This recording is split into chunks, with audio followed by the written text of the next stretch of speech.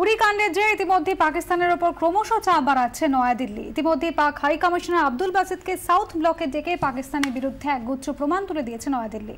পাকিস্তান চাইলে নিহত জঙ্গিদের ডিএনএ নমুনা তুলে দিতে তৈরি ভারত, জানিয়েছেন বিদেশ সচিব। উরি হামলায় পাকিস্তানের চোখ এখন ভারতের কাছে দিনের আলোর মতো স্পষ্ট। সীমান্ত পার হয়ে যে জৈশ জঙ্গিরা এদেশে ঢুকেছিল তার যথেষ্ট তথ্য প্রমাণও নয়াদিল্লির হাতে। সে প্রমাণ নিয়েই এবার পাকিস্তানকে কড়া বার্তা দিল ভারত। বুধবার সাউথ ব্লকে পাক বিদেশ সচিব আব্দুল বাসিদকে ডেকে পাঠিয়ে তার হাতে একগুচ্ছ প্রমাণ তুলে দিলেন বিদেশ সচিব S Jaishankar.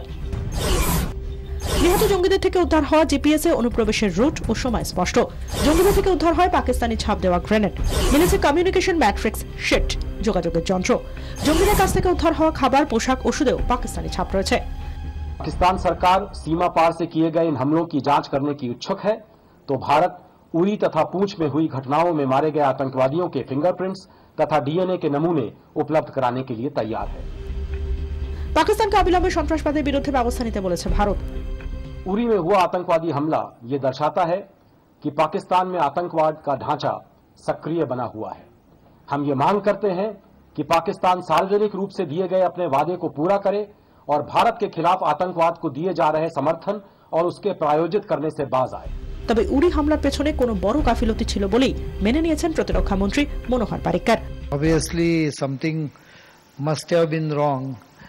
We will definitely find out what went wrong.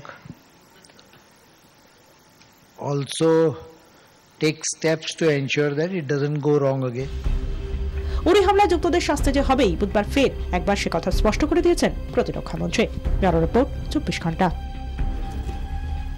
সন্ত্রাসবাদী রাষ্ট্রের তকমা দেওয়া হোক পাকিস্তানকে, মার্কিন কংগ্রেসে আনলেন দুই প্রভাবশালী কংগ্রেস সদস্য।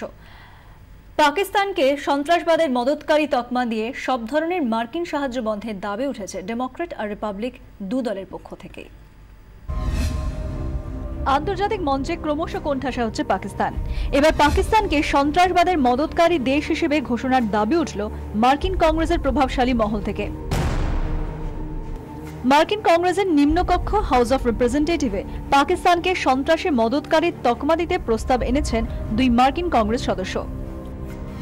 প্রস্তাব এনেছেন রিপাবলিকান সাংসদ টেড পো। তিনি হাউসের সন্ত্রাস বিরোধী সাব কমিটির চেয়ারম্যান। পোয়ের প্রস্তাব সমর্থন করেছেন ডেমোক্র্যাট দলের ডানা রোরা বাশার। প্রস্তাবের সপক্ষে টেড পো বলেন, ওসামা বিন লাদেনকে আশ্রয় দেওয়া থেকে হক্কানি নেটওয়ার্কের সঙ্গে ঘনিষ্ঠতা। সন্ত্রাসবাদের বিরুদ্ধে যুদ্ধে পাকিস্তানের সঠিক অবস্থান ঠিক কি তা বোঝার জন্য প্রচুর তথ্য প্রমাণ রয়েছে। পাকিস্তানকে সাহায্য বন্ধের দাবি তোলেন প্রভাবশালী এই কংগ্রেস সদস্যরা। विश्व में पाकिस्तान की क्रेडिबिलिटी अपने सबसे निचले स्तर पे है। एक कंसेंसस बन रहा है वेस्टर्न पावर्स में और वही सबसे महत्वपूर्ण है इस चीज में। महज वक्त की बात है कि पाकिस्तान को कब अमेरिका और दुनिया एक दहशतगर्द स्टेट घोषित करेगी। তবে ব্যাকফুটে থেকেও আন্তর্জাতিক মঞ্চে নিজেদের আক্রমণাত্মক মেজাজটাই ধরে রাখতে চাইছে পাকিস্তান। পাক প্রধানমন্ত্রী নওয়াজ শরীফের সঙ্গে বৈঠকে ইসলামাবাদকে পরমাণু প্রকল্পে হ্রাস টানতে বলেন মার্কিন বিদেশ সচিব জন কেরি। তবে সে প্রস্তাব সরাসরি উড়িয়ে দিয়ে শরীফ বলেন, আগে ভারতের পরমাণু প্রকল্পের হ্রাস টানার দিকে নজর দিক দুনিয়া। তবে পাকিস্তানকে কোনো রকম জমি ছাড়তে নারাজ ভারত। উরি হামলা থেকে কাশ্মীরের সাম্প্রতিক পরিস্থিতিতে পাকিস্তান যেভাবে ছায়াযুদ্ধ চালাচ্ছে তা নিয়ে রাষ্ট্রসংঘের সাধারণ সভায় সুর চড়াবে ভারতও। ব্যুরো রিপোর্ট 24 ঘন্টা। সামনের বছর থেকে আলাদা রেল বাজেট নয়, এবার থেকে সাধারণ বাজেটের সঙ্গে পেশ করা হবে রেল বাজেট। আর্থিক ঘাটতিতে ধুঁকতে থাকা রেলকে বাড়তি অক্সিজেন দিতেই এই সিদ্ধান্ত, দাবি বিশেষজ্ঞদের। 92 বছরের ট্র্যাডিশনের ইতি। রেল দেশের সব থেকে বড় নিয়োগকারী সংস্থা। গোটা দেশে শিরা উপশিরার মতো ছড়িয়ে রেলপথ। আর এই রেলের বাজেটও তাই একেবারে আলাদা। সাধারণ বাজেটের দুদিন আগে রেল বাজেট পেশ হবে, এমনটাই তো নিয়ম। সেই ব্রিটিশ আমল থেকে এমনটাই চলে আসছে। এবার সেই ট্র্যাডিশনেই পূর্ণচ্ছেদ পড়ল। There will be only one budget, which will be the general budget, and all proposals with regard to the railways will be a part of the general budget.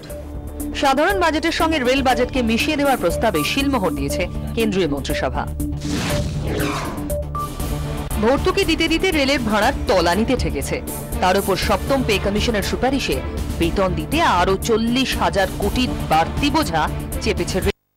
এই অবস্থায় রেলকে বোঝামুক্ত করতে আলাদা রেল বাজেট তুলে দেওয়ার কথাই বলেছেন বিশেষজ্ঞরা। ফলে রেলকে আলাদা করে আর লাভের অংশ দিতে হবে না কেন্দ্রকে, ফলে কমবে আর্থিক বোঝা। যদিও বিরোধীরা বলছেন এই সিদ্ধান্তের ফলে নিজের স্বশাসন হারাবে রেল। रेल बजट को जनरल बजट में मर्ज करने से इनको कोई लाभ नहीं होने वाला है, बल्कि जो रेलवे की ऑटोनॉमी थी वो समाप्त हो जाएगी। তবে অর্থমন্ত্রী জানিয়েছেন রেল যাতে নিজের স্বাতন্ত্র্য না হারায় সেদিকে নজর রাখা হবে। কেন্দ্রীয় মন্ত্রিসভার সিদ্ধান্তকে স্বাগত জানিয়েছেন রেলমন্ত্রী সুরেশ প্রভু। তার মতে এটা ঐতিহাসিক সিদ্ধান্ত। ব্যুরো রিপোর্ট, 24 ঘন্টা।